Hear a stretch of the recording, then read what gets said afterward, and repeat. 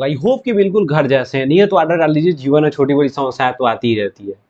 ये छोटी बड़ी समस्या हम कहते हैं भाई तुम लोगों को, ठीक है ना। जाहिर सी बात है, हर किसी के लाइफ में छोटा बड़ी समस्या तो आता ही रहता है। अभी हम कम से कम 1 घंटा से खेल रहे हैं ये वीडियो बनाने के लिए, ठीक है ना। हमको लगता है कि हमारे लाइफ में बहुत बड़ा समस्या है, छोटा बड़ा समस्या नहीं है, ठीक है ना। बट क्या करें यार, झेलना पड़ता है, ठीक है ना। 1 घंटा से हम वीडियो बना रहे हैं, ठीक है ना। साउंड क्वालिटी फलना चिलना देखना यार कुछ समझ नहीं आ रहा। अभी हम फाइनली पढ़ाना शुरू कर दिया, लेकिन फिर भी माइक नहीं लगाए थे। चल भाई कोई बात नहीं, ठीक है ना। अब हम शुरुआत करते हैं, ठीक है। आज के इस वीडियो में हम लोग क्या पढ़ने वाले हैं, बेसिकली जीव विज्ञान, ठीक है ना। ये बात तो हम लगभग 1 घंटा पहले से कह रहे हैं, ठीक है।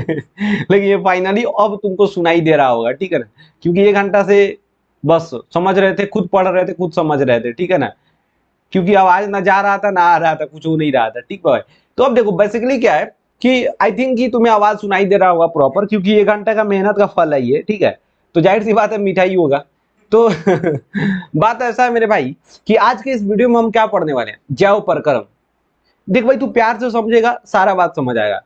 बायोलॉजी इतना मस्त चैप्टर है यार कि अगर तुम्हें समझाया जाए, ठीक है ना, और अच्छे से पढ़ाया जाए तो तुम फील करके अच्छा पढ़ सकता है, ठीक है। अच्छे से फील करेगा तो बहुत अच्छा से समझोगे, ठीक है ना। तो अच्छे से फील कर भाई और चीजों को समझ, ठीक है ना। अपने लाइफ पर ले, पड़ोसी के लाइफ पर ले, बस समझे नहीं, दूसरे लोगों की लाइफ पर तुम सेटल करके चीजों को देखो, ठीक है ना। तो अच्छे से तुम्हें समझ आएगा। तो ऐसा है कि इसमें जो हमारा शुरुआत करना है, जो चैप्टर हम लोगों का वो है जैव प्रक्रम। बड़ा इंटरेस्टिंग चैप्टर है, अगर तुम सही से पढ़ोगे ना तो मजा आएगा तुम्हें। और एग्जाम में क्वेश्चंस भी भाई साहब एकदम बवाल तरीका से इसमें से पूछता है।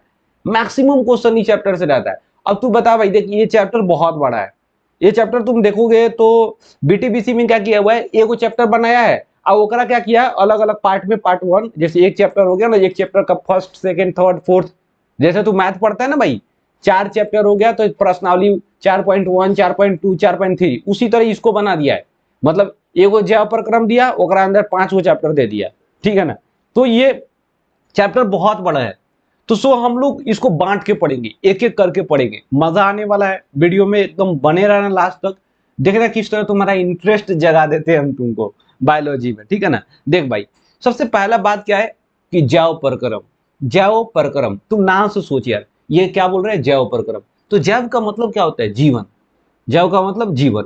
अब प्रक्रम, प्रक्रम का मतलब क्या होता है, क्रिया, प्रोसेस, ठीक है ना। तो कहने का मतलब अगर हम सब मिला के समझेंगे कि जैव प्रक्रम का क्या अर्थ होगा, तो क्या बोलेंगे कि वैसी क्रिया जो हमारे जीवन के लिए बहुत जरूरी है। अगर वो क्रियाएं नहीं होगी तो फिर हमारा जीवन नहीं चल सकता है, हम जीवित नहीं रह सकते हैं। तो कुल मिला के हम बोले अगर, तो जैव प्रक्रम क्या है, तो वैसा प्रक्रिया जिसके द्वारा हमारे जीवन का क्या होता है, अनुरक्षण होता है। अनुरक्षण को हम लोग इंग्लिश में कहते हैं मेंटेनेंस, ठीक है ना। नहीं होता मेंटेन करके रखना चीजों को, तब वो चीज सही ढंग से काम करेगा, सही ढंग से वर्क कर पाएगा। तो भाई एक एग्जांपल समझ, तू ले मान ले तेरे पास भाई एक कार है, ठीक है। तू मान ले भाई, हमको पता है तेरे पास नहीं है, ठीक है, बस मान ले भाई कि तुम्हारे पास एक कार है, ठीक है। अब वो कार तुम चला रहे हो, ठीक है। तो जाहिर सी बात है कि तुम टाइम पे उसमें तेल डालते होगे, टाइम से उसको धोते होते भी होगे, ठीक है ना। टाइम से उसको सर्विसिंग कराते होगे कि नहीं। वो गाड़ी क्या हो रहा होगा, प्रॉपर धुआं भी देता होगा। सिंपल बात है ना यार। अगर देखो बहुत बार तुम कहते हो सर गाड़ी धुआं, यार जो गाड़ी अच्छा कंडीशन में रहता है वो धुआं दिखाई नहीं देता, फ्रेश देता है वो, ठीक है ना। अगर वो गाड़ी धुआं नहीं दे रहा है तो समझ जाओ गाड़ी में तुम्हारी प्रॉब्लम है, वो गाड़ी ज्यादा दिन चलने वाली नहीं है। सेम अपन लोग का भी है, हम लोग खाना खाते हैं टाइम से, बात समझे कि नहीं, टाइम से, बात समझे कि नहीं, कहाँ जाते हैं तुमको पता भी है, ठीक है ना। तो वो सारी चीजें क्या होती है, टाइम टू टाइम चल रही है। और ये सारा जो क्रिया है, खाना खाना, श्वसन क्रिया करना, बात समझिए, उत्सर्जन करना। अब उत्सर्जन में बहुत सारा काम हो सकता है, ठीक है ना। टॉयलेट जाना, बाथरूम जाना, ठीक है ना। नेटा मतलब छिड़कना, पोंटा छिड़कना, समझ जा, तू ऐसे समझेगा भाई, ठीक है ना।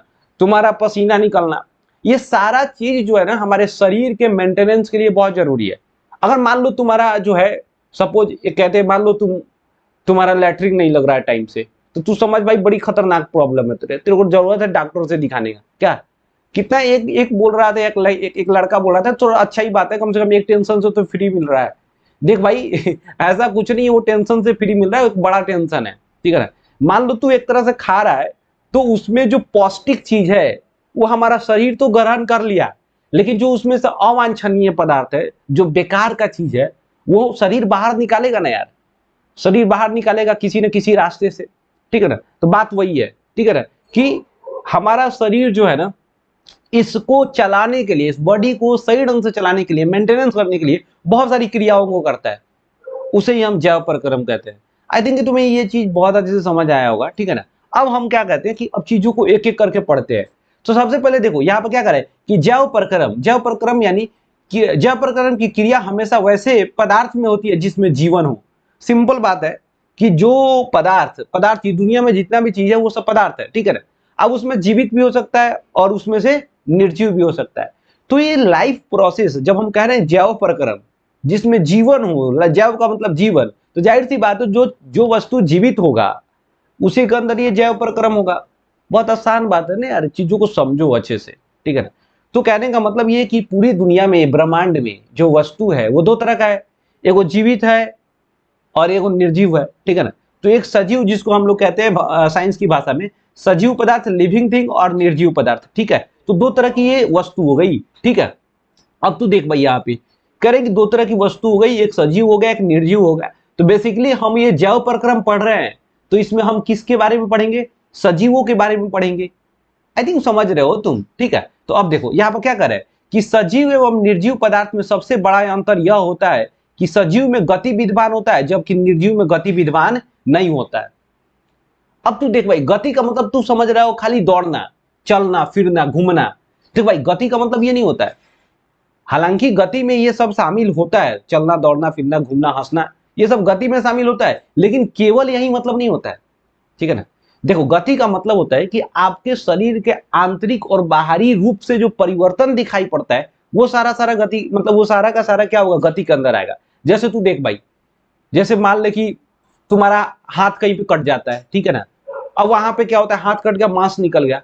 अब तुम क्या करते हो, जैसे वहां पे अच्छे से खाना पीना खाते हो, धीरे धीरे धीरे धीरे वो मांस भर जाता है, फिर से बराबर हो जाता है। वो भी एक प्रकार का गति है, ठीक है ना।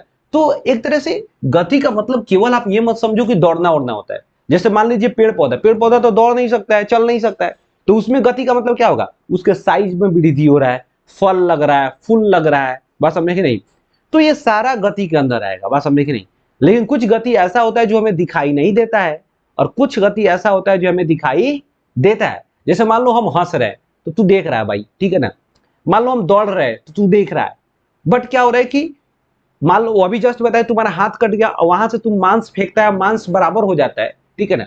तो फिर वो तुम्हें दिखाई नहीं देता है, बट डे बाई डे क्या हो रहा है कि वो भर रहा है, चीजें हो रही है, अपनी काम हो रही है, उसमें तुम्हारा कोई योगदान नहीं रह रहा है, ठीक है ना।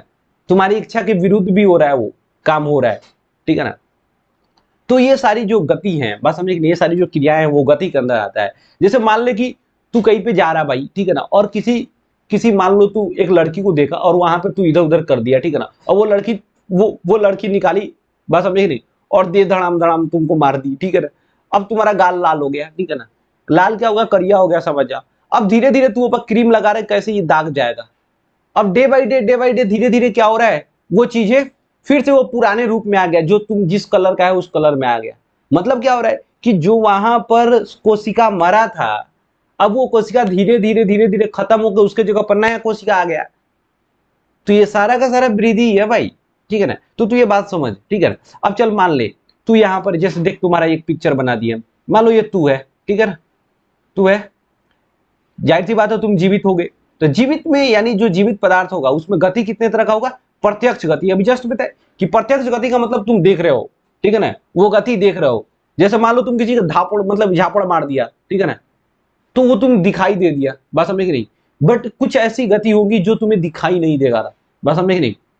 अप्रत्यक्ष गति, इनविजिबल मूवमेंट। यहाँ गति का मतलब इंग्लिश में क्या बोलेगा, मूवमेंट। अब दोनों का तुम अंतर समझ भाई, चीजों को अच्छे से समझना, मजा आने वाला है। देखो क्या करें कि गतियां जिसे हम अपनी आंखों से स्पष्ट रूप से देख सकते हैं उसे हम क्या कहेंगे, प्रत्यक्ष गति कहेंगे। यहाँ पर करें वैसी गतियां जिसे हम अपनी आंखों से देख नहीं सकते हैं, प्रत्यक्ष रूप से देख नहीं सकते, हमें दिखता नहीं है बट होता जरूर है वो, ठीक है ना, तो उसे कहेंगे अप्रत्यक्ष गति। तो तू समझ गया ना भाई। अब देख दूसरा क्या कर रहा है कि प्रत्यक्ष गति में क्या क्या हो सकता है, जैसे मान लो स्थान परिवर्तन, श्वसन, हृदय का धड़कन, रक्त बहाव। तो ये सारा जो चीज है हमें दिखाई देता है, बात समझे कि नहीं। लेकिन पौधों, जैसे मान लो पौधों में उद्दीपन के कारण उत्पन्न गतियां, बढ़ना, सूर्य के प्रकाश दिशा में मुड़ना, मतलब सूर्य के प्रकाश के दिशा में मुड़ना, गुरुत्वाकर्षण बल के कारण जड़ का बढ़ना, लाजवंती के पौधे को, बात समझे कि नहीं, जब छूते हो तो देखना वो सिकुड़ जाता है उसका पत्तियां, ठीक है ना, यहाँ छूने पर सिकुड़ जाना। तो ये सारा का सारा जो क्रिया है वो क्या हो रहा है, विजिबल हो रहा है, हमें दिखाई दे रहा है, तो उसे प्रत्यक्ष कहेंगे। बात समझे कि नहीं, प्रत्यक्ष गति कहेंगे। लेकिन कुछ क्रियाएं ऐसी होती है जो हमें दिखाई नहीं देती है। कैसी क्रियाएं, जैसे देखो इसके अंतर्गत सबसे महत्वपूर्ण आणविक गति होता है। आणविक गति का मतलब हमारे शरीर के अंदर, बात समझे कि नहीं, अणुओं के द्वारा, कोशिकाओं के द्वारा जो गति की जा रही है, बात समझे कि नहीं, वो होता है हमारा, क्या होता है, आणविक गति, ठीक है ना। देखो अब आणविक गति दो तरह का हो सकता है। अब क्या होता है कि मान लो हम खाना वगैरह खाते हैं तो वो टूट करके, बात समझे कि नहीं, अलग अलग पोषक तत्वों में विभाजित होता है, और वो क्या करता है, अलग अलग रूप में कार्य आता है हमारे शरीर के निर्माण में, अंग के निर्माण में, अंग की वृद्धि में, ठीक है ना। तो कुछ ऐसा होता है जो हमारे शरीर में पाचन रोग जो होता है उससे लड़ने का कार्य करता है, हमारे इम्यून सिस्टम को बेटर करता है। तो ये सारा जो है हमें दिखाई नहीं दे रहा है, बट हो रहा है कि नहीं हो रहा है, हो रहा है ना। तो वो क्या हो रहा है भाई साहब कि यहां पर अप्रत्यक्ष रूप से हो रहा है, ठीक है ना, हमें दिखाई नहीं दे रहा है। तो आई थिंक तुम्हें समझ आ रहा है कि एक गति होता है प्रत्यक्ष जो तुम्हें दिखाई दे रहा होता है, एक गति होता है अप्रत्यक्ष जो तुम्हें दिखाई नहीं दे रहा होता है, ठीक है ना। तो आई थिंक तुम्हें समझ गया। तो कहेगा क्या, अप्रत्यक्ष गति में सबसे महत्वपूर्ण क्या होता है, तो आणविक गति होता है। आणविक गति क्या होता है, दो तरह का हो सकता है। एक निर्माणकारी, मतलब उसमें क्या होता है, चीजों का निर्माण होता है। निर्माण का मतलब वृद्धि समझ जाओ। जैसे मान लो कि यहाँ पर वृद्धि, मरम्मत, नई कोशिका का निर्माण, ये सब निर्माणकारी में आ जाएगा, ठीक है ना। तो आणविक गति कितने प्रकार का हो जाएगा, दो प्रकार का, एक निर्माणकारी और दूसरा क्या होता है, विघटनकारी, ठीक है ना। देखो निर्माणकारी में क्या होता है कि हम चीजों को निर्माण करके बड़ा बनाते हैं, उसमें वृद्धि करते हैं। लेकिन विघटनकारी से क्या होता है, विघटनकारी में मान लीजिए कि आप खाना खा रहे हैं, अब वो खाना में बहुत सारा पोषक तत्व है, अब उसका क्या होता है, विघटन होता है, और विघटन होकर के वो अलग अलग पोषक तत्वों में क्या होता है, टूट जाता है, ठीक है ना। अलग अलग पोषक तत्वों में क्या होता है मेरे भाई, वो टूट जाता है। अब शरीर को कितना कार्बोहाइड्रेट चाहिए, कितना प्रोटीन चाहिए, कितना विटामिन चाहिए, ठीक है ना, तो ये अलग अलग हिसाब से शरीर क्या करता है, उसको ग्रहण करने लग जाता है। बात समझे कि नहीं। तो उसे विघटनकारी क्रिया क्या है, बहुत जरूरी है, इससे हमें ऊर्जा की प्राप्ति होती है। अब मान लीजिए कि आप सेब खाएं, अब सेब से जो आपको पोषक तत्व मिला, बस समझे कि नहीं, अब वो शरीर उसको क्या करेगा, उसको तोड़ेगा, और उससे जो जो पोषक तत्व है जैसे जैसे शरीर को जरूरत होगा उससे यूज करेगा। मान लीजिए आप ग्लूकोज खा रहे हैं, ठीक है ना, पी रहे हैं, खा रहे हैं, जो भी कर रहे हैं, ठीक है ना, अब उससे जो जो अलग अलग टाइप का अवयव है से मिल के बना है, अब वो अवयव अपने अलग अलग रूप में टूटेगा और शरीर उसको क्या करेगा, अपने हिसाब से प्रयोग में लाएगा, ठीक है ना। तू समझ गया ना भाई, ठीक है। अब देखिए यहाँ पे, अब जैसे मान ले भाई यहाँ पर क्या करें कि विषाणु, अब विघटनकारी क्रिया तो यहाँ पर समझ गया कर है। अब देखो हम अगर बात करें कि यहाँ पर प्रत्यक्ष गति में देखोगे, कर उपयुक्त पदार्थों में जो गति दिख रही है यह प्राकृतिक गति है, न कि इसमें बाहरी कोई प्रयास लगाया जा रहा है। अब कह रहा है क्या है, इसमें भी जो प्रत्यक्ष गति है ना, इसमें भी जो गति हमें दिख रही है वो क्या है, वो प्रकार का प्राकृतिक गति है। इसमें ऐसा नहीं हो रहा है कि हम कोई प्रयास लगा रहे हैं, ठीक है ना, हमारे कोई प्रयास से नहीं हो पा रहा है, वो हमारे शरीर के अंदर ऊर्जा है, बात समझे कि नहीं, शक्ति है, जिसकी वजह से वो सारी चीजें हो रही है, ठीक है ना। और कुछ ऐसी तो है जो हमारे मर्जी से तो कुछ हो ही नहीं रहा है, श्वसन क्रिया, हृदय धड़कन, तो ये सभी प्रकृति के द्वारा किया जा रहा है, बात समझे कि नहीं। दूसरा कार्य क्या, विषाणु भी अणु द्वारा बना होता है। विषाणु भी क्या होता है, एक मॉलिक्यूल का बना होता है, किंतु इससे सजीव एवं निर्जीव दोनों गुण होते हैं। अब देखिए वायरस जो होता है ना, वो सजीव और निर्जीव दोनों गुण में मतलब कि उसमें दोनों गुण पाया जाता है। अब कहने का मतलब सर ये कैसे हो जाएगा कि एक ही चीज सजीव भी होगा और निर्जीव कैसे हो सकता है। देख भाई, वायरस जो होता है ना, वो पहले जो अवस्था उसकी होती है वो निर्जीव अवस्था में होता है। जब तक वो किसी सजीव के प्राणी के रूप में नहीं मतलब कि सजीव प्राणी में नहीं सटता है, उसको संक्रमित नहीं करता है, तब तक वो जीवित नहीं होता है। बस समझ नहीं। जैसे मान लीजिए कि कोई वायरस है, ठीक है ना, और वो वायरस किसी सजीव प्राणी से सटा और उसको संक्रमित कर दिया, बस समझ नहीं, तो क्या हो रहा है कि अब वो वायरस जो है ना एक्टिव हो जाएगा, काम करना शुरू कर देगा, ठीक है ना। तो इसलिए वायरस को हम क्या कहते हैं, निर्जीव भी कहते हैं और सजीव भी कहते हैं। निर्जीव कब होगा, जब तक वो किसी सजीव प्राणी के संपर्क में नहीं गया हो, और जब जैसे ही वो सजीव प्राणी के संपर्क में जाएगा वो एकदम एक्टिव हो जाएगा। बात समझे कि नहीं? बड़ा इंपॉर्टेंट चीज है, इस चीजों को समझो। जैसे आशिक लोग का यही मिजाज होता है, ठीक है ना। मान लो किसी से वो बात कर रहा है, लेकिन वो अचानक से मान लो उसकी कोई फोन वोन नहीं आई, ठीक है ना, तो बेचारा टेंशन में देखना मलुआयल रहेगा, वो जहाँ रहेगा मलुआयल, कोनो कुछ पूछेगा बोलबे नहीं करेगा। अगर ओकर फोन कहीं गलती से आ गया, अब देखो ओकरा अंदर अंदर कितना एनर्जी आ जाएगा। बात समझे कि नहीं? बात वही है, वायरस भी मलुआयल रहेगा, उठेगा नहीं, कुछ बोलेगा नहीं। लेकिन जैसे ही सजीव प्राणी के अंदर सटा, एकरा अंदर एनर्जी आ जाता है। बात समझे कि नहीं? तो इसीलिए एक कहते हैं हम लोग निर्जीव और सजीव दोनों होता है ये। बात समझे कि नहीं? तो जो लोग जो आशिक सब होता है, सब लड़का सब आशिक मिजाज उसी तरह होता है, सरजीव निर्जीव भी होता है। फोन से बात कर रहा है तब तक उसको ओकरा देह के अंदर एक्टिवनेस रहेगा, एक्टिव रहेगा।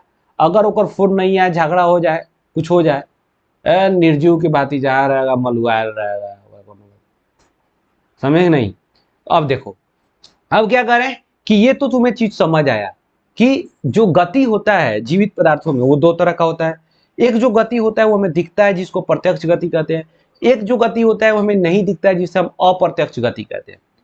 तो तू भाई एक प्यार से बात समझ, प्रत्यक्ष गति के अंदर चलना फिरना, बात समझ कि नहीं, श्वसन क्रिया करना, हृदय का धड़कन, ये सब आ जाएगा प्रत्यक्ष गति।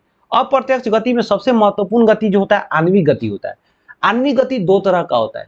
एक निर्माणकारी, मतलब निर्माणकारी में क्या होता है कि जैसे मान लीजिए कि कोशिका का, नई कोशिका का निर्माण होता है, अंग तंत्र का निर्माण होता है, ठीक है ना, वृद्धि होता है, ये सब निर्माणकारी होता है। निर्माणकारी का मतलब ही समझिए कि दो छोटी छोटी सरल, बात समझ नहीं, सरल चीज मिल करके एक बड़ी चीजों का निर्माण किया जाता है, उसे ही निर्माणकारी कहा जाता है। जब दो छोटे छोटे पदार्थ मिलकर के बड़े पदार्थ बनाए जाते हैं, ठीक है ना, तो उसे हम क्या कहेंगे, निर्माण हो रहा है। सिंपल बात हो रहा है ना यहाँ पे। लेकिन एक होता है विघटनकारी, ठीक है ना। विघटनकारी में क्या होती है कि कोई जटिल अणु जो होता है दो छोटे छोटे अणुओं में टूटता है। अभी जस्ट बात करें कि मान लीजिए कि आप भोजन कर रहे हैं, तो भोजन में क्या हो रहा है कि एक क्या हो रहा है, एक एक तरह का जटिल अणु हो गया। अब वो टूटेगा अलग अलग, जितना उसमें पोषक तत्व पाया जाएगा वो अलग अलग पोषक तत्वों में टूटेगा और शरीर उसको अलग अलग रूपों में यूज करेगा। अर्थात विघटनकारी क्रिया से ऊर्जा का निर्माण होता है। देखिए क्वेश्चन एक बार पूछा था आपके एग्जाम में कि किस क्रिया के फलस्वरूप जीवों को ऊर्जा की प्राप्ति होती है, तो विघटनकारी क्रिया। कौन सी क्रिया? विघटनकारी क्रिया, ठीक है ना। क्वेश्चन पूछ रहा था, एक बार और पूछा था एग्जाम में कि आणविक क्रिया किस तरह का, मतलब कितने प्रकार का होता है, तो दो प्रकार का, ठीक है ना। याद रखिएगा तब ना होगा। कौन कौन? एक तो होता है निर्माणकारी और एक होता है विघटनकारी। आई थिंक कि तू समझ आ गया। आणविक क्रिया बोलिए चाहे आणविक गति बोलिए, बात एक ही होता है, ठीक है। अब आइए, अब हम लोग मेन मुद्दा पे आते हैं कि जैव प्रक्रम क्या है, व्हाट इज लाइफ प्रोसेस। जैव प्रक्रम क्या है, प्यार से समझिएगा, मजा आएगा आपको। अभी जस्ट हम बात करें कि सजीवों मतलब सजीव जो प्राणी होता है उसके अंदर होने वाली वे सभी क्रियाएं जिसके द्वारा वो सजीव अपने जीवन का अनुरक्षण करता है। बस समझे नहीं, अपने जीवों का क्या करता है, अनुरक्षण करता है। अनुरक्षण का मतलब समझिए मेंटेनेंस करना, ठीक है ना। तो कोई भी जो बॉडी होगा, ठीक है ना, उसके मेंटेनेंस बहुत जरूरी है, तभी वो प्रॉपर काम कर पाएगा। मेंटेनेंस में अब अलग अलग तरह का काम आ जाएगा। जैसे गाड़ी का मेंटेनेंस कराते थे तो सर्विसिंग कराते थे, टाइम पर तेल डालते थे, उसको धोते पोंछते थे, बात समझे कि नहीं, ये सारा चीज देखते थे। उससे धुआं प्रॉपर निकल रहा है कि नहीं निकल रहा है ये देखते थे, ठीक है ना। हम लोग से भी तो धुआं निकलता है बात समझे कि नहीं, हम लोग का भी साइलेंसर है ठीक है, बस गाड़ी का साइलेंसर दिखता है, हम लोग का साइलेंसर नहीं दिखता है। बात समझे कि नहीं। बात क्या हो रहा है यहाँ पर, मेंटेनेंस, ठीक है ना। तो ये मेंटेनेंस बहुत जरूरी है मेरे भाई, ठीक है। अब देख भाई, अब कर रहा है क्या कि अभी हम जस्ट बात किए कि वे सभी क्रियाएं जिसके द्वारा जीव अपने अनुरक्षण करता है, जीवों का अनुरक्षण होता है, या जीव अपने जीवन का क्या करता है, अनुरक्षण करता है, जीवन को मेंटेनेंस करता है, तो हम उसे क्या बोलेंगे, जैव प्रक्रिया बोलेंगे। तो फिर कौन कौन सी ऐसी क्रिया होगी जो जैव प्रक्रिया के अंतर्गत आएगा, किस तरह की क्रिया को हम जैव प्रक्रिया कहेंगे या जैव प्रक्रम कहेंगे। तो देखिए अभी जस्ट बात हम किए थे श्वसन, ठीक है ना। दूसरा बात किए थे पोषण, पोषण का मतलब भोजन वोजन खाना, उससे जो हमें पोषक तत्व प्राप्त होता है। उत्सर्जन, ठीक है ना। जीव द्रव्य का अनुरक्षण। अब ये चीज जो है ना बहुत आराम से समझिएगा एक एक करके। अब विभिन्न प्रकार के जैव प्रक्रम, ठीक है ना। अब हम एक एक करके सभी जैव प्रक्रम को समझेंगे, ठीक है ना। इसमें केवल जो है हम टॉपिक समझेंगे और बाकी को सभी चैप्टर बाय चैप्टर पढ़ेंगे, ठीक है ना। तो इस वीडियो में केवल हम विभिन्न प्रकार के जैव प्रक्रम पढ़ेंगे। तो एक आया आपका जीव द्रव्य का अनुरक्षण। अब देखिए बहुत इंपॉर्टेंट बात है मेरे भाई, कह रहा है क्या कि जीव द्रव्य का अनुरक्षण। तो जीव द्रव्य का अनुरक्षण का मतलब यहां पर तुम समझना मेरे भाई।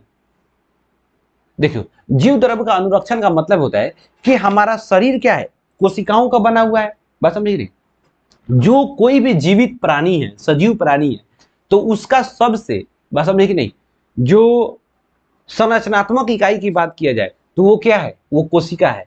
यानी ये जो इतना बड़ा शरीर है हमारा, ठीक है ना, वो कोशिकाओं को मिलने से बना है। बात समझे कि नहीं, कोशिकाओं को मिलने से बना है।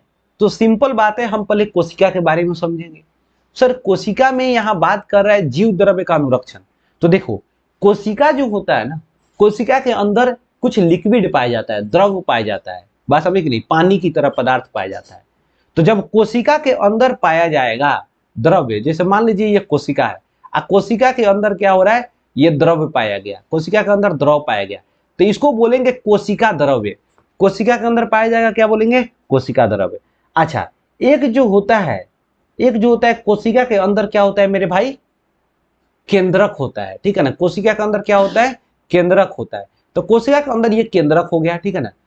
केंद्रक के अंदर भी द्रव पाया जाता है, केंद्रक के अंदर भी क्या होता है, द्रव पाया जाता है, उसको कहते हैं केंद्रक द्रव्य, ठीक है ना। देखिए, तो अगर कोशिका के अंदर से द्रव को निकाल लिया जाए, ठीक है ना, और केंद्रक के अंदर से द्रव को निकाल लिया जाए, तो कोशिका मर जाएगा। यानी कहने का मतलब कि कोशिका के अंदर पाया जाने वाला द्रव और केंद्रक के अंदर पाया जाने वाला द्रव कोशिका के जीवन के लिए बहुत जरूरी है। तो जब कोशिका के जीवन के लिए जरूरी है, तो जाहिर सी बात है कि हम कोशिका से बने हैं, तो हमारे लिए भी जरूरी है। तो इसलिए कोशिका के अंदर जो द्रव पाया जा रहा है, उसको सही ढंग से, बात समझिए, उसका मेंटेनेंस बहुत जरूरी है। अगर कोशिका के अंदर का द्रव खराब हो जाएगा, खत्म हो जाएगा, ठीक है ना, तो समझ जाओ कि हम भी खत्म, कोशिका खत्म तो हम भी खत्म। इसीलिए क्या करें कि जीव द्रव्य का अनुरक्षण। तो ध्यान रखना, कोशिका द्रव्य और केंद्रक द्रव को मिला करके, बात समझे कि नहीं, उसको सम्मिलित रूप से हम जीव द्रव्य कहते हैं। तो कहेगा क्वेश्चन कि जीव द्रव्य किसे कहते हैं, तो कोशिका द्रव तथा केंद्रक के द्रव को हम जीव द्रव्य कहते हैं। इतना बात बिल्कुल समझ जाइए आप, बहुत ही आराम से, प्यार से, ठीक है ना। तो क्या कह रहा है कि सभी जीवित पदार्थों का शरीर जीव द्रव्य कोशिकाओं का बना होता है। बात वही है कि जितना भी ये दुनिया में जीव है, प्राणी है, वो सभी के सभी क्या है भाई साहब, वो जीव द्रव्य युक्त कोशिकाओं से बना है। बात समझे कि नहीं, जीव द्रव्य युक्त कोशिकाओं से बना हुआ है, सिंपल बात है। अब देखिए खूब प्यार से समझिएगा क्या कह रहा है। कह रहा है क्या कि किसी भी सजीव में जीवन का अस्तित्व बनाए रखने के लिए जीव द्रव्य का कार्यात्मक अवस्था, फंक्शनल स्टेट में होना आवश्यक है। इससे जीवन की गतिशीलता बनी रहती है। अब प्यार से समझ भाई क्या कह रहा है कि कोई भी जीव जो है ना, वो कोई भी सजीव प्राणी, ठीक है ना, उसके अस्तित्व को बनाए रखने के लिए, अस्तित्व को बनाए रखने के लिए मतलब क्या है कि उसको जीवित रखने के लिए, ठीक है ना, उसके अंदर जो कोशिका है, बात समझे कि नहीं, उस कोशिका के अंदर जो जीव द्रव्य पाया जा रहा है, उसको फंक्शनल स्टेट यानी कार्यात्मक रूप में मतलब होना बहुत जरूरी है। तभी जीव गतिशील रहेगा, नहीं तो वो मर जाएगा। तो कहोगे सर कार्यात्मक रूप क्या होता है, अवस्था क्या होता है।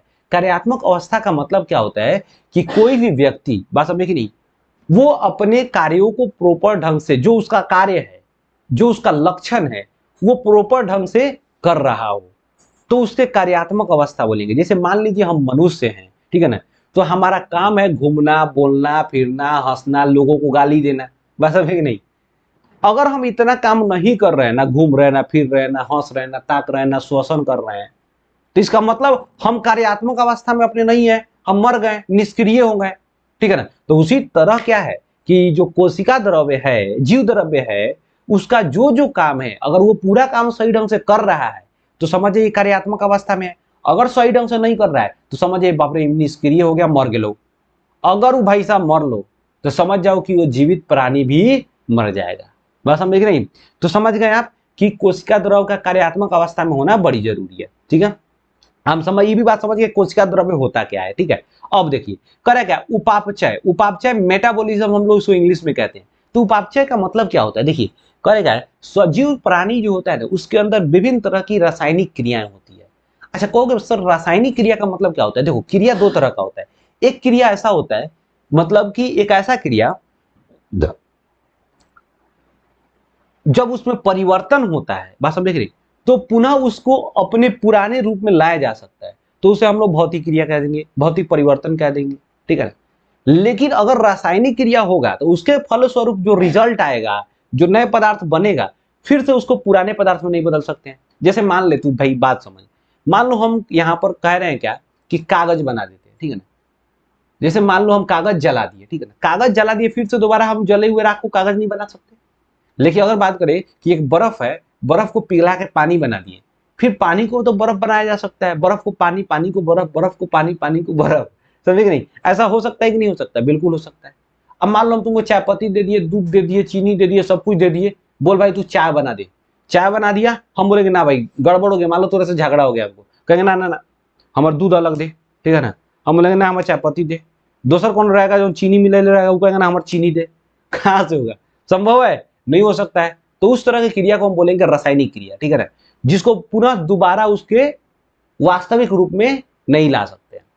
तो हमारे शरीर के अंदर क्या है कि दो तरह की क्रियाएं होती है, सॉरी जो रासायनिक क्रियाएं होती है, ठीक है ना, वो होता है दो तरह का। एक रासायनिक क्रिया ऐसा होता है जिसमें दो क्या होते हैं, दो सरल अणु मिल करके जो जटिल अणु का निर्माण करते हैं, यानी कहने का मतलब दो छोटे छोटे पदार्थ मिल करके बड़े पदार्थ का निर्माण करेंगे, ठीक है ना। एक होता है अपचयी, बस अब देखना अपचय का मतलब क्या होता है कि विघटन की क्रिया, बड़ा जो पदार्थ होगा वो टूट के छोटे छोटे पदार्थ में विभक्त हो जाएगा, ठीक है ना। अब छोटे छोटे पदार्थ में विभक्त हो गया और हमारा शरीर जैसे मन कर रहा है वैसे उसको यूज कर रहा है, ठीक है ना। जैसे देख भाई प्यार से समझ यहाँ पे, जैसे मान लो यहाँ पे कहे कि उपचय क्रिया, तो यानी कहने का मतलब ये हो गया कि यहाँ पे समझो कि उपापचय जो होता है, उपापचय जो क्रिया होता है वो दो प्रकार का हो गया। एक जो हो गया उपचय क्रिया, तो देखो उप का मतलब क्या हो रहा है, उप का मतलब बड़ा होना, ऊपर जाना, ऊपर का मतलब बड़ा, यानी जब कहेंगे हम उपाप मतलब उपचय क्रिया, तो उपचय क्रिया का मतलब होगा निर्माण क्रिया, मतलब कि निर्माणकारी क्रिया। तो निर्माण का मतलब ये नहीं होता है कोई चीज बड़ा होता है, ऊपर होता है, ठीक है ना। तो आप ट्रिक से क्या रखेंगे, उपचय क्रिया, तो उप का मतलब ऊपर, उप का मतलब ऊपर, इसका मतलब हो गया कि उपचय क्रिया यानी निर्माणकारी क्रिया, ठीक है ना। तो निर्माणकारी क्रिया में क्या होगा, दो सरल अणु मिलकर के जटिल मतलब जटिल अणु का निर्माण करेंगे, ठीक है ना। दिमाग में रखो, दो सरल अणु मिलके जटिल अणु का निर्माण करेंगे, ठीक है ना, एक जटिल अणु का निर्माण करेंगे, तो इसका मतलब है दो छोटा छोटा मिलेगा तो एक बड़ा बनाएगा, तो निर्माण हो गया, ठीक है ना। लेकिन अपचय क्रिया, तो अप का मतलब समझो, अप जहां भी अ लग गया इसका मतलब समझ जाएगा उल्टा जा रहा है, बात समझिए। जैसे हम कहेंगे तुमको यहाँ पर धर्म, और अ लगा देंगे अधर्म, तो ये उल्टा हो गया, सिंपल बात है, समझे कि नहीं। तो यहाँ पर अगर कहेंगे अपचय क्रिया, तो समझ जाओ मेरे भाई कि यहाँ पर निर्माण नहीं हो रहा है, यहाँ पर विघटन हो रहा है। तो जब कोई एक बड़ा जटिल अणु, बात समझे कि नहीं, किसी के मतलब कि रासायनिक क्रिया का फलस्वरूप वो क्या होता है, अपने छोटे छोटे अणुओं में, सरल अणुओं में विभक्त हो जाता है, उसे हम विघटनकारी क्रिया कहेंगे, ठीक है ना, या फिर उसे कहेंगे अपचय क्रिया, ठीक है ना। तो यहाँ पर आई थिंक तुम्हें समझ आया होगा कि उपचय कितने तरह का होता है, दो तरह की क्रियाएं होती है। एक जो होता है उपचय क्रिया होता है जिसमें निर्माणकारी क्रिया होता है, दो छोटे छोटे सरल अणु मिलके जटिल अणु का निर्माण करते हैं। अपचय क्रिया में क्या होता है, विघटनकारी क्रिया होता है, इसमें बड़ा और जटिल अणु जो होता है दो छोटे छोटे अणु, दो छोटे छोटे सरल अणुओं में विभक्त हो जाता है। जैसे तुम समझो, ये तो तुम अपना समझ जाना, ये तुम्हारा ये क्या है डिफिनेशन है, कह रहा है कि इसका मतलब समझो उपचय में अमीनो अम्ल से प्रोटीन का निर्माण होता है, ग्लूकोज से ग्लाइकोजेन का निर्माण होता है। अब अमीनो अम्ल है उससे प्रोटीन बना, बात समझे कि नहीं, ग्लूकोज से ग्लाइकोजेन का निर्माण हुआ, तो आप समझ रहे हो ना, वो एक चीज से दूसरा चीज बड़ा बन रहा है, ठीक है ना, तो उसमें निर्माणकारी क्रिया। लेकिन जैसे यहां पर देखिए ग्लूकोज का विघटन जल, कार्बन डाइऑक्साइड एवं ऊर्जा में टूट जाता है, बात समझे नहीं, यानी ग्लूकोज का अगर विघटन होगा तो ग्लूकोज किस में टूटेगा, जल में टूटता है, कार्बन डाइऑक्साइड में टूटेगा और ऊर्जा में टूटेगा, विभिन्न तरह की ऊर्जाओं में टूट जाता है। अब शरीर को जैसे जैसे जरूरत पड़ेगा उसको लेने की, जल जरूरत है जल लेगा, उसको CO2 जरूरत है, CO2 शरीर को तो जरूरत होता नहीं है बेसिकली, वो निकाल देगा, ठीक है ना। ऊर्जा की जरूरत है तो ऊर्जा जहां जिसको जरूरत होगा, जिस तरह की ऊर्जा को वो ग्रहण करेगा, बस समझे कि नहीं। तो आप आई थिंक समझ गए हो कि यहाँ पर जो विघटनकारी क्रिया होता है उसे उपचय क्रिया, अपचय क्रिया, जो निर्माणकारी क्रिया होता है उसे उपचय क्रिया कहते हैं, ठीक है ना। अब कहोगे कि यहाँ पर देखो कह रहे हैं ना कि शरीर अपने हिसाब से पदार्थों का प्रयोग करता है। जैसे ही विघटनकारी क्रिया होगा ना, तो जाहिर सी बात है कि उसमें विघटन होकर के क्या हुआ कि उसमें दो या दो से अधिक पदार्थ बना। अब शरीर उसमें से जैसे जैसे होगा जरूरी होगा वैसे उसे निकाल कर अपना यूज करेगा। बस हम देख रहे हैं, वही बात है। अब आगे देखो करे क्या कि पोषण, पोषण क्या होता है, यानी तीसरा नंबर का ये क्या है, तीसरा नंबर ये क्या है आपका जैव प्रक्रिया है, पोषण।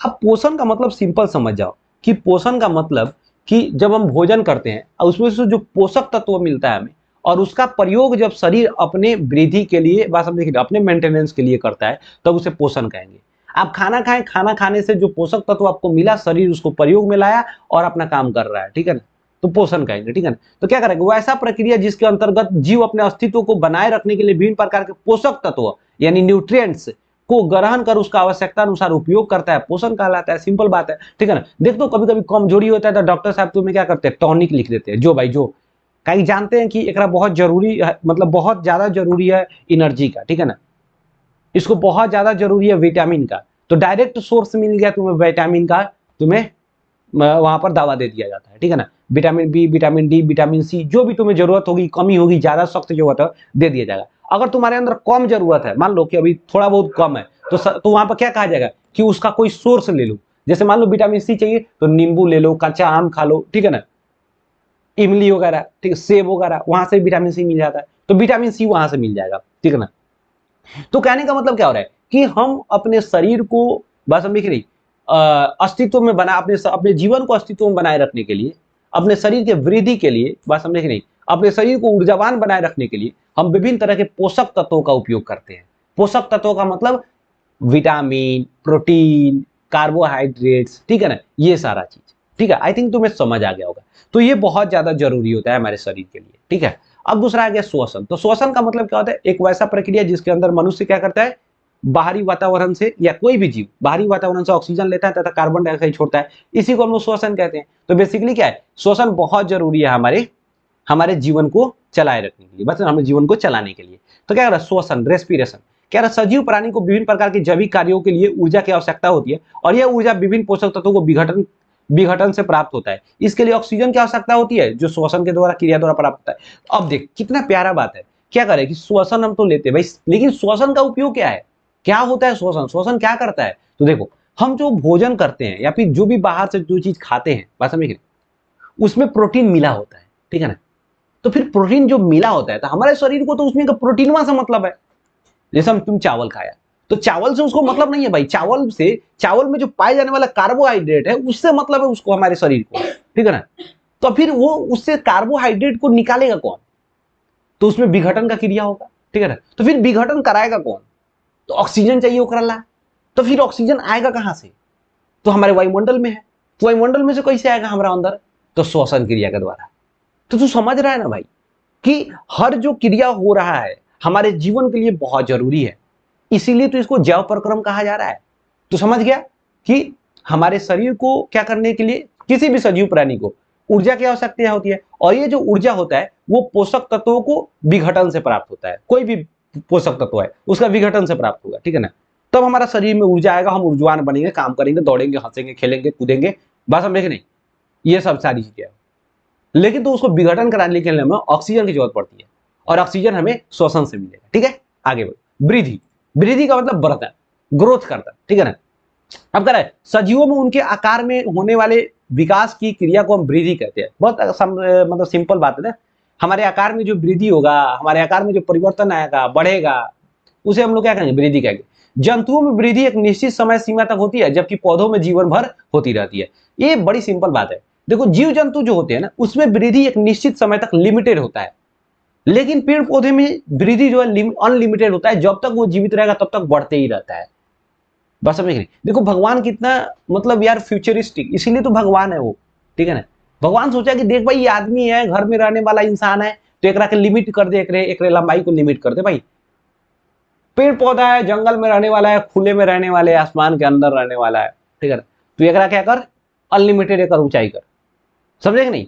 तो हर जगह पे बैलेंस बनाया गया, देखो ना, नेचुरल बैलेंस है ये सारा चीज, ठीक है ना।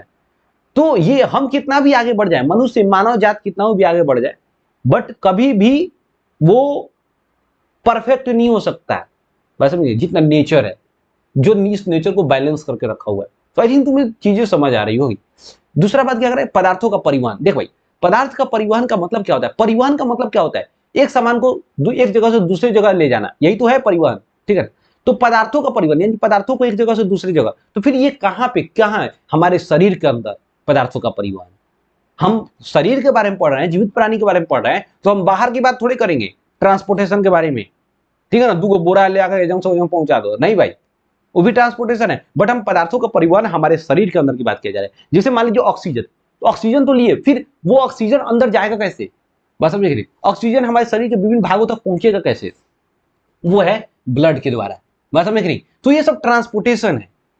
बस समझ गई, जो क्या हो रहा है कि हम विभिन्न तरह के पदार्थों को अपने विभिन्न तरह के अंग तंत्रों के माध्यम से शरीर के विभिन्न भागों में पहुंचा रहे हैं, इसे ही तो पदार्थों को परिवहन कहते हैं।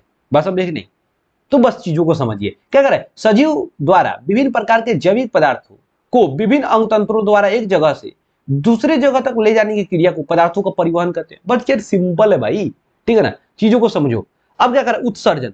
देखो उत्सर्जन का मतलब क्या होता है, अभी बड़ी सिंपल बात है। तुम जो खा रहे हो, जो तुम कर रहे हो, उसमें से सभी चीजें मतलब कि आवश्यकता, मतलब कि आवश्यक नहीं होती है, मतलब वो फायदेमंद वाली नहीं होती है। कुछ चीजें उसमें से बेकार भी होती है, जो हमारे लिए जरूरी नहीं होती है। बात समझ गई? तो शरीर जो जरूरी वाली चीज है वही तो रखेगा, ये शरीर है भाई। बात समझ गई? इसमें इंपॉर्टेंट चीज रखने के लिए जगह नहीं है। बात समझ गई? अब वो फालतू की चीज तुम रखोगे कहां से? इसलिए शरीर बड़ी होशियार है, कहता है अच्छा तू भात खा ले, चल इनमें से कार्बोहाइड्रेट चूस लेगा, बाकी का चल यहां से निकल, ठीक है ना। वो कहां भेजेगा? एक जगह भेज देगा, जमा करा देगा, ठीक है ना। फिर तुम्हें प्रेशर आएगा, तुम जाकर निकाल के चले आओगे ठीक है ना। उत्सर्जन समझे। दूसरे क्या हो रहा है कि मान लो हमारे शरीर के अंदर, बात समझे कि नहीं, शरीर के अंदर कुछ ऐसे भी कफ है, मान लीजिए कुछ ऐसे पदार्थ है जो, जैसे मान लो तुम जैसे कफ होता है ना, हम थूक बिकते हैं, खखार बिकते हैं, ये सब उत्सर्जन के अंतर्गत आएगा। पसीना निकलता है, ये सब उत्सर्जन के अंतर्गत आएगा, ठीक है ना। तो ये बात होती है, और ये हर बॉडी का बात है, ठीक है ना। जैसे गाड़ी होता है ना, देख लियो, कचरा निकलता है, धुआं निकलता है, ठीक है ना, अपना भी निकलता है। अगला बात क्या करें, उत्तेजनशीलता। उत्तेजनशीलता का मतलब इरिटेबिलिटी। इरिटेबिलिटी का मतलब क्या हो रहा है कि आप जो है अपने वातावरण के हिसाब से बिहेव करते हैं। ठंडी आ गया, गर्मी आ गया, अरे यार दिमाग खराब हो गया है, कोनो चींटी काट लिया, कौन काटल करी, समझे कि नहीं। कोनो को आप बस समझ गए, कोनो को आप आंख मार दिए, उधर से आया, दो चार चाटी लगाया आपको, बस समझ गए, दो चार सैंडल लगाई हम उस तरह बिहेव करने लग गए। क्या हो रहा है कि आप जो हैं अपने इस वातावरण के हिसाब से एक्ट कर रहे हैं, काम कर रहे हैं, इसे ही कहते हैं उत्तेजनशीलता। और ये शरीर का ये गुण है, बस हम देखें नहीं, वैसा करेगा। तो आई थिंक ये इतना इंपॉर्टेंट जो बात हम आप लोगों को समझाएं, वो आपको बहुत अच्छे ढंग से समझ आया होगा, ठीक है ना। अब जितने भी जैव प्रक्रम हैं उसको हम एक एक करके एक एक चैप्टर के हिसाब से, जैसे अब अगला चैप्टर क्या होगा हमारा, पोषण, न्यूट्रिशन क्या होता है, ठीक है ना। अब इसको हम लोग नेक्स्ट चैप्टर में क्या करेंगे, इसका पोस्टमार्टम करेंगे, बवाल मचाएंगे, ठीक है ना। बस आराम से बने रहिए, एक एक वीडियो जैसे जैसे डाल रहे हैं उसको अच्छे से पढ़ते रहिए कंटिन्यूली, ठीक है ना। और वीडियो कैसा लगा जरूर कमेंट बॉक्स में कमेंट छापिए भाई साहब, और दोस्तों के पास जरूर शेयर करो अगर वीडियो अच्छा लगा हो तो, नहीं लगा और डिसलाइक करो, चैनल को कंपलसरी सब्सक्राइब करो। मिलते हैं नेक्स्ट वीडियो में एकदम बवाल टॉपिक के साथ, बवाल मचाते हुए। तब तक के लिए जय हिंद।